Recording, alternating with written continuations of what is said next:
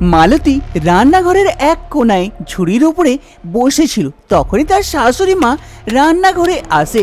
মালতীকে দেখে বলে, আরে বৌমা, মালতী বৌমা, তুমি ওই কোনাতে কি করছো ঝুড়ির উপরে বসে?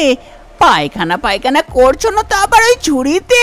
যদি হাগা ফাগা পেয়েছে তাহলে বাথরুমে যাও বাছা, এখানে করো না, খুব গন্ধ ছাড়বে। আরে না না মা, আমি কোনো পায়খানা করিনি, আমি ডিম সেদ্ধ করছি।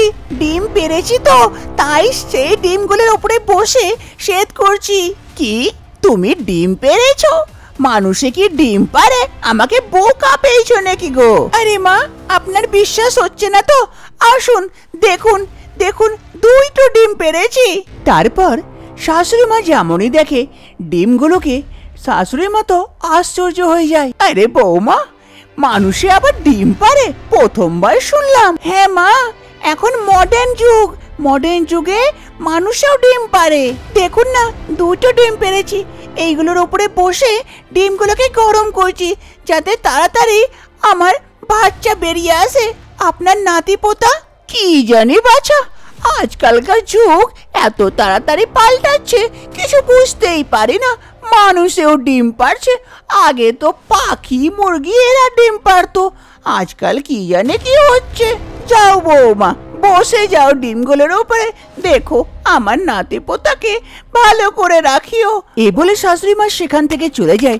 আর এইদিকে মালতী আবার থেকে সেই ঝুড়ির উপরে ডিমগুলোকে গরম করতে লাগে। আসলে কি একই সত্যি যে মানুষের ডিম পারে? মালতী কি ডিম পেরেছে না কি ব্যাপার জানার জন্য কিছুদিন আগে যায়। এ হলো মধুবালা হলে বসেছিল। তখনই তার ছোট বৌমা রিনা আসে। রিনা প্রেগনেন্ট ছিল। আরে ছোট বৌমা, এসো এসো এসো, এখানে বসো আমার পাশে। তো বৌমা, কবে খুশির খবরটা দিচ্ছ?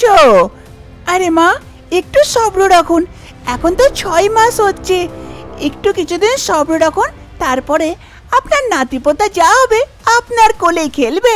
তখনই সেখানে মধুবালার বড় বৌমা মালতী এসে পড়ে চা নিয়ে। মা, এই নিন চা। হ্যাঁ হ্যাঁ বৌমা, দাও। তবে বড় বৌমা, তুমি কবে খুশির খবরটা শোনাচ্ছ? ছোট বৌমা তো শুনিয়ে দিয়েছে কয় মাস পরেই আমার কোলে খেলবে। আরে মা, একটু সবর রাখুন, কিছু সময়ে আমিও শোনাবো। তা তো ভালো কথা। আরে ছোট বৌমা, বড় বৌমা, শুনো শুনো, একটা কথা আছে যে তোমাদেরকে আজ পর্যন্ত বলিনি। আমার কাছে এই দেখো দুটো আংটি আছে, হীরের আংটি, খুব অমূল্য, অনেক দামি। এই দুটো আংটি আমি চাই এক ছোট বৌমার ছেলে এক বড় বৌমার ছেলেকে দেব। ছোট বৌমার তো চলে এলো, বড় বৌমা তোমারও যদি তাড়াতাড়ি চলে আসে আমার মরার আগে, তাহলে খুব ভালো হয়। আর না তো ছোট বৌমার ছেলেকেই দুটোই আংটি দিয়ে দিতে হবে। শাশুড়ি মার এই কথা শুনে ছোট বৌমা তো খুব খুশি হয়, কিন্তু বড় বৌমার মাথায় টেনশন চলে আসে, কেননা বড় বৌমা তো এখনো পর্যন্ত প্রেগনেন্ট হয়নি। আর মালতী কোনো মতেই চাইতো না এই আংটিটা হাতছাড়া করতে। সন্ধ্যাবেলার সময় হচ্ছিল, মালতী ঘরে বসে বসে চিন্তা করছিল। তখনই তার স্বামী সোমনাথ এসে পড়ে। আরে মালতী, বসে আছো? একটু চা বানিয়ে এনে দাও না, গরম গরম, মাথাটা ধরেছে খুব। কি গো, সবসময় মাথা ধরেছে? তুমি দেখতে পাচ্ছ না আমি কত চিন্তায় আছি, আর তুমি মাথা ধরেছে বলছো?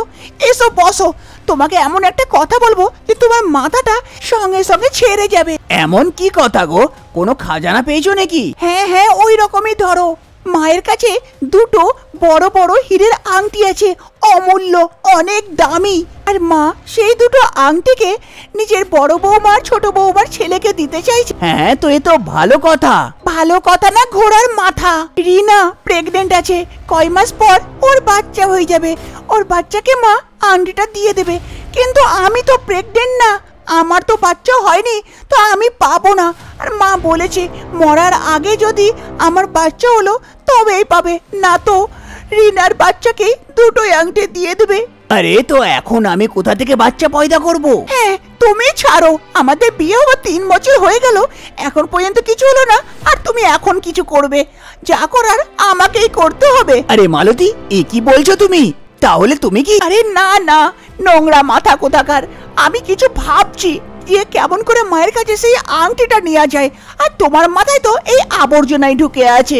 মালতী ভাবনা চিন্তা করতে লাগে কি কেমন করে তার শাশুড়ি মার কাছ থেকে সেই আংটিটা নেওয়া যায়, হাতছাড়া না হয়। একদিন সকাল সকাল মালতী বাজার করতে যায়, আর বাজার করে যখন ঘরের দিকে ফেরে তখন দেখে এক বয়স্ক মানুষ ডিম বিক্রি করছিল। আরে ডিম নিয়ে নাও, ডিম, বড় বড় ডিম আছে, একটা ডিম পুরো পরিবারের সঙ্গে বসে খাও, নিয়ে নাও নিয়ে নাও ডিম ডিম। মালতী তা দেখে সেই ডিমওয়ালার কাছে গিয়ে পৌঁছায়। আরে কাকা, আপনার ডিমগুলো তো খুব বড় বড়। হ্যাঁ দিদি, এই শুতুরমুর্গ পাখির ডিম খুব বড় বড়। একটা ডিম কিনবেন, পুরো পরিবারের সঙ্গে বসে খাবেন, নিয়ে নেন একটা ডিম। তারপর মালতী সেই ডিমগুলোকে দেখে আর মনে মনে ভাবতে লাগে। কিছুক্ষণ ভাবার পর মালতী বলে, এই যে কাকা, ডিমগুলো আমাকে দিয়ে দেন। কত করে? 100 টাকা দিদি, 100 টাকা। ঠিক আছে, আপনি দুটোই ডিম আমাকে দিয়ে দেন। আরে দিদি, দুটো ডিম খেতে পারবেন? হ্যাঁ কাকা, ওর চিন্তা আপনি করবেন না, আমার বাড়িতে অনেক লোক আছে খাবার জন্য। তাহলে ঠিক আছে, এ নিন দুটো ডিম, 200 টাকা। ঠিক আছে ঠিক আছে, এই নিন 200 টাকা। তারপর মালতী সেই লোকটাকে 200 টাকা দিয়ে ডিম দুটোকে নিয়ে নেয় আর বাড়ির দিকে চলে যায়। মালতী সেই ডিম দুটোকে নিয়ে এসে রান্নাঘরে রাখে এক ঝুড়ির মধ্যে। এখানেই ঠিক আছে, তোরা দুজনে এখানেই থাক। এবার থেকে মালতী নিজের বেশিরভাগ সময় রান্নাঘরেই ব্যতীত করে এই দুটো ডিমের সঙ্গে। এইদিকে ছোট বৌমা রিনা রান্না করছিল, আর দ্বিতীয় দিকে মালতী সেই ঝুড়ির উপরে ডিমের উপরে বসে ডিমগুলোকে গরম করছিল। তখনই সেখানে শাশুড়ি মা আসে। আরে বৌমা, বড় বৌমা, কই গো? আমার নাতি পোতা এলো, কত সময় লাগছে গো? আরে মা, কি করব, মানুষের ডিম তো সময় তো লাগবে আসতে। এবার আমার হাতে তো নাই, আমি তো এর উপরে বসে এদিকে গরম করছি, সময় হলে ঠিক বেরিয়ে আসবে। আরে কি জানি বাবা, কবে হবে? ওর আগে আমার সময় না ফেরত হয়ে যায়, আমি না ওপরওয়ালার কাছে চলে যাই। আমিও চাই যে আমি তোমার বাচ্চাগুলোকে কমসে কম দেখি, চোখে দেখে যায়, মন তো সেটাই আছে। কিন্তু কি জানি বাবা, কি হবে? সময়ের তো আর কোনো দাম নেই, আর বয়সও হয়ে এসেছে। তারপর শাশুড়ি মা সেখান থেকে চলে যায়। এইদিকে রিনা রান্না করে, আর বড় বৌমা মালতী নিজের ডিমগুলোকে গরম করে বসে বসে। এইরকমই আস্তে আস্তে সময় পার হতে লাগে। একদিন শাশুড়ি মা রান্নাঘরে আসে, এসে দেখে বৌমার দুটো ডিম এরকমই খোলা পড়ে আছে, আর বৌমা সেখানে নাই। আরে বৌমা কোথায় গেল? এইরকমই ডিমগুলো খোলা পড়ে আছে, ডিমগুলো যদি ঠান্ডা হয়ে গেল তাহলে আর বাচ্চা বেরোবে না। কি করা যায়? আমি কি বৌমার ডিমগুলো থেকে বসে যাব? হতে পারে বৌমার গরমে বাচ্চা বেরোচ্ছে না, তো আমার গরমে বেরিয়ে যায়, আমার ভেতরে বেশি গরম আছে। তাহলে যাই, আমি বসে যাই যতক্ষণ বৌমা না আসছে। তারপর শাশুড়ি মা আস্তে আস্তে সেই ডিমগুলোর কাছে যায় ডিমগুলোতে বসার জন্য।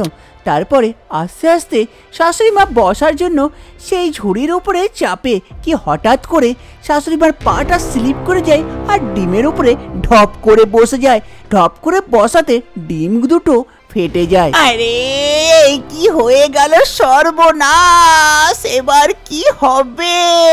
তখনই সেখানে মালতী এসে পড়ে।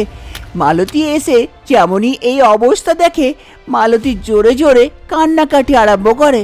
আরে মা, এ কি করলেন আপনি? আমার বাচ্চাকে মেরে দিলেন এরকম করে। আমি কোনোদিনও ভাবিনি এরকম হবে। আর কয়দিনে আমার বাচ্চা বেরোতো, আর আপনি এ করলেন মা, কেন কেন? আর আমার কবে বাচ্চা হবে?